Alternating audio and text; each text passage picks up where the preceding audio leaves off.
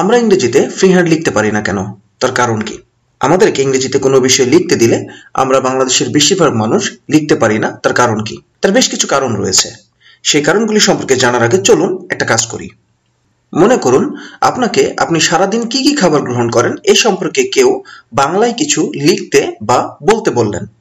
আশা করি আপনি অনেক কিছু লিখতে পারবেন কিংবা বলতে পারবেন যদি সেটা বাংলায় হয়। আমি আবার বলছি যে আপনি সারাদিন কি কি খাবার গ্রহণ করেন এই ব্যাপারে আপনাকে কেউ কিছু লিখতে বললো বা বললো যে আপনি আসলে কি কি খাবার খান একটু বলেন এখন বা একটু লেখেন, এটা বাংলায় বলতে বললো বা বাংলায় লিখতে বললো, তাহলে আশা করি যে আমরা সবাই এটা পারবো কম বেশি। হ্যাঁ, আমি সকালে এটা খাই, দেন দুপুরে এটা খাই, বিকেলে এটা নাস্তা করি, রাতে এটা একটু খাই বা বেশি খাই, এটা এটা আমার প্রিয় খাবার, এটা আমি এই ধরনের খাবার গ্রহণ করি। এটা বাংলায় বলা বা বাংলায় লেখা তুলনামূলক না বেশ অনেকের জন্য খুবই সহজ কাজ, এটা খুব কঠিন কোনো কাজ না। কিন্তু কিন্তু এবার যদি বলা হয় what kinds of foods do you take throughout the day, আমি আবার বলছি, কিন্তু যদি বলা হয় what kinds of foods do you take throughout the day, আপনি সারাদিনে কি কি খাবার খান।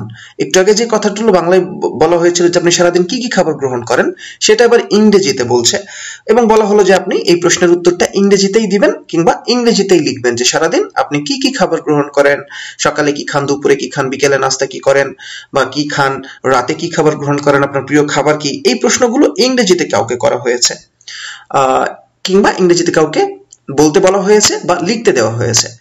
এবার যদি লিখতে দেয় বা বলতে দেয়, এবার অনেকের অবস্থা কিন্তু খারাপ হয়ে যাবে, অনেকের অনেক সমস্যার সৃষ্টি হয়ে যাবে, নানা রকমের সমস্যা। এখন প্রশ্ন হচ্ছে যে কি কি সমস্যা হয়।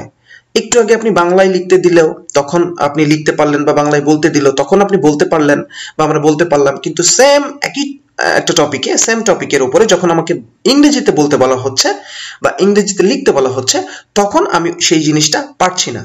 এটার পেছনে কি কি কারণ আছে? তার পেছনে বেশ কিছু কারণ আছে, চলুন আমরা সেই কারণগুলো ফাইন্ড আউট করার চেষ্টা করি।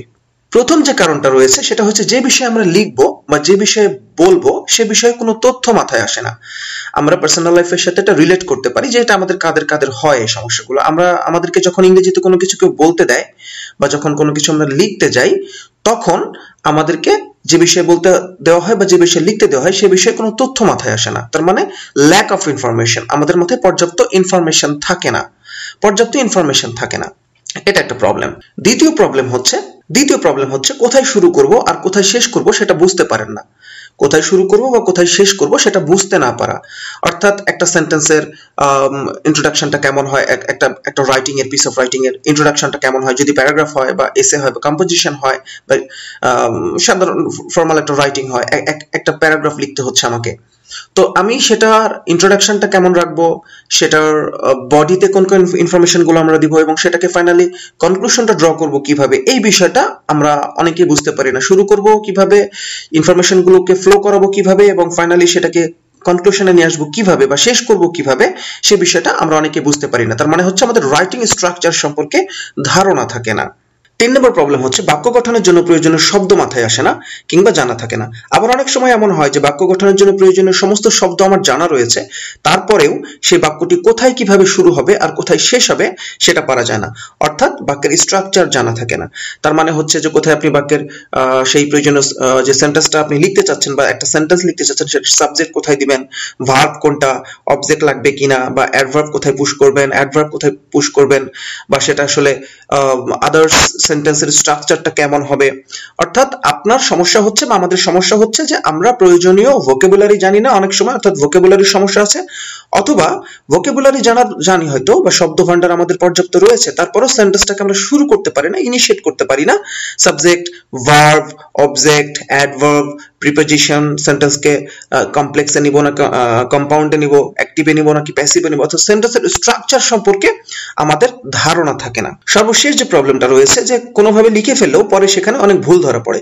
কি ধরনের প্রবলেম? সেগুলো অধিকাংশই গ্রামাটিক্যাল মিস্টেক্স বা বানান ভুল সংক্রান্ত প্রবলেম, স্পেলিং মিস্টেক। স্পেলিং মিস্টেকটা আসলে এটা ওভারকাম করাই যায় একটু চেষ্টা করলে।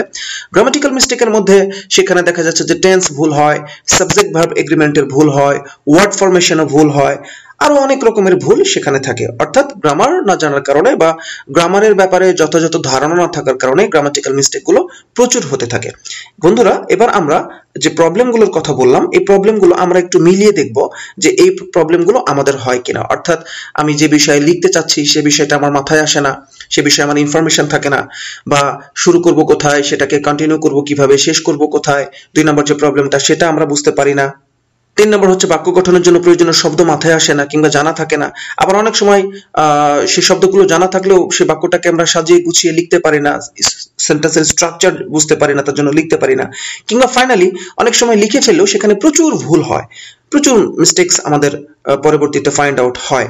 তো এই যে গ্রামাটিক্যাল প্রবলেমগুলো হয়, এই প্রবলেমগুলোকে ওভারকাম করা যায় কিভাবে সে সংক্রান্ত ভিডিও রয়েছে আমাদের। এটা পার্ট 1, আমরা জাস্ট প্রবলেম ফাইন্ড আউট করলাম, এবং এই প্রবলেমগুলোকে ওভারকাম করা যায় কিভাবে সেটা আমরা পরের ভিডিওতে ইনশাআল্লাহ আলোচনা করব। আমাদের সাথেই থাকেন, অসংখ্য ধন্যবাদ।